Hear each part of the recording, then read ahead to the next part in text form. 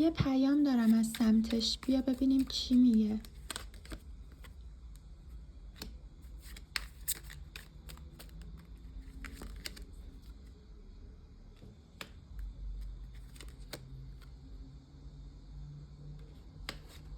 اون الان احساس تنهایی میکنه، احساس میکنه که شما نادیدش میگیری، یا اینکه اگر رفته فکر میکنه دیگه اوضاع بهتر نمیشه، خیلی ناامید هستش.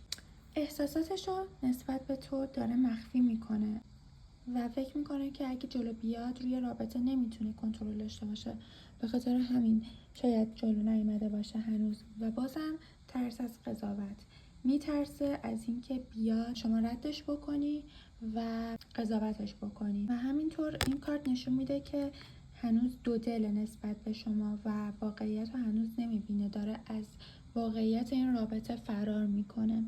ریکو صاحب یادت نره.